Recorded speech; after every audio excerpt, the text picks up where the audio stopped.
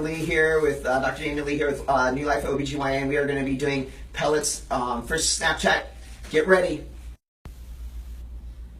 Today we are going to be doing testosterone pellet placement. We've been doing bioidentical hormone optimization for the last 5 years. Being both a board certified OBGYN as well as a board certified family physician, I have worked with both men and women. For hormone optimization. Today we will be doing testosterone pellets on myself because I recently had all the symptoms of testosterone, of low testosterone, including fatigue, low energy, just feeling mental fogginess, and sure enough, I decided we would get my testosterone checked, and it was down at 290. 290 is very low for a man, and so I've been as we get ready here, I just want to let you know that many people know of men getting hormone replacement, but here at New Life we've been doing hormone replacement for women for the last 5 years, and we are now helping men out as well. You can see we're sterilely prepped and draped right now. The numbing medicine is going in my skin as we talk. Do you got a picture of that? Mm-hmm.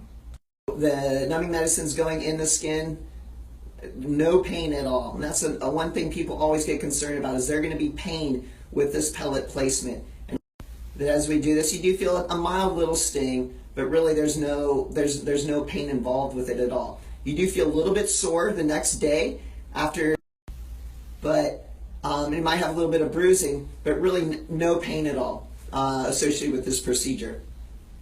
So as I said, things that hopefully I will see an improvement with here will be increased energy. I have over the last year had really to work out at all, despite starting to get adequate sleep now as we have help here in the practice with all of our deliveries. I am still had no energy. Not only do we have an improvement with the energy, but patients will also notice, and men in particular, will notice muscle strength, as well as I've been getting a lot of joint pain lately, and didn't really know why I was getting so much joint pain, but I'm pretty sure it was due to the low hormone level. So we already got the numbing medicine in. So the next thing that we're going to do is we're going to make a small little incision with the scalpel here. I shouldn't feel any of it because of the numbing medicine is in place. The next thing after the placement of these pellets, we will place little small steri strips. These are little small steri strips right here and a Band-Aid over it. Just steri strips and Band-Aid on for about 4 days. Won't be able to go into a jacuzzi, the ocean, or a pool. I will be able to shower, and we will take this off in 4 days. I will be a little sore tomorrow, but should be able to enjoy my Easter Sunday without any major discomfort. We're then going to see in 5 weeks what my levels are, and I'll keep you all informed. Questions people ask is, how often do these need to be placed? In men, it's about every 5 to 6 months is when they need to be placed. We put obviously a lot higher dose with men. In women, we're looking at about every 3 to 4 months. So men generally 2 insertions in a year, and women anywhere from 3 to 4. As you can see, he's making the incision right now, and I feel nothing. Right now, he's placing the pellet right through the little apparatus we have right here. There you go. And now he's placing the pellets right underneath the skin.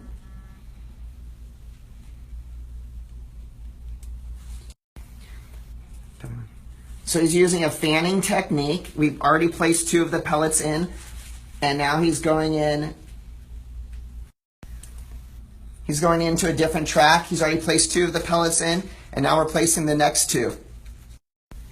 And now he's just placed the last 2 of those pellets. They're going right in. I'm doing 800 milligrams total today. Now pushing the last of those 2 pellets in.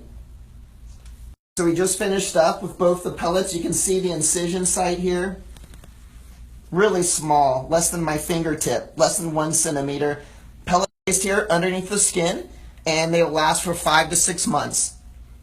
Reasons why we do the pellets is versus the creams that a lot of places do, or the shots, is with the pellets, you're gonna have a steady state for 5 to 6 months. With creams, they're gonna peak and trough every few days, and that's why you have to use the creams more consistency or more frequency. The testosterone shots you have to use weekly, because after a week, those levels start coming back down. With the pellets here, they're gonna last 5 to 6 months, and they'll be at a steady state. People ask about cost for this. The cost for this, we have by far the best prices in the area. We charge only $200 for female pellets. That's every 3 to 4 months. That includes the pellet and the insertion. And we're using a lot more of a dose. And so instead of placing 1 to 2 pellets in a man, you're normally having to go anywhere from 4 up to even 10 pellets. Man, it's anywhere from about $500 to $600, but again, there's only generally 2 treatments needed in an entire year. For men, we've already gone over the symptoms. One of the questions would be, well, what symptoms do women have? Fatigue. For women in their 30s, they're going to start complaining of a lot of increased fatigue and a low libido. It doesn't necessarily mean those symptoms are from low testosterone, but it's something that can be looked at, and we do look at it at our office. If levels are low, then we talk to the patient about a pellet insertion and go over the risks and benefits of it.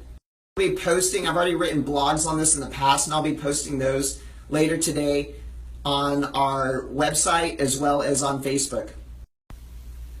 In the 40s is when you start getting your perimenopausal time period. That's when women will start feeling more of the vaginal dryness, the hot flashes, difficulty sleeping at night, night sweats, foggy thinking, changes in their hair, drier skin. I think I mentioned vaginal dryness, which then can lead to pain with relations, as well as increased frequency of urinary tract infections, yeast infections, and overactive bladder symptoms. So for women, we would just evaluate it. If they're in their 40s, there's possibly going through these symptoms as far as what their levels are, and we would generally look at their levels based on their levels and their age and their symptoms, come up with a hormone replacement plan for them. All right, so what we just realized in our first snap, we forgot to have our settings correct. So we did the entire snap without anyone being able to see.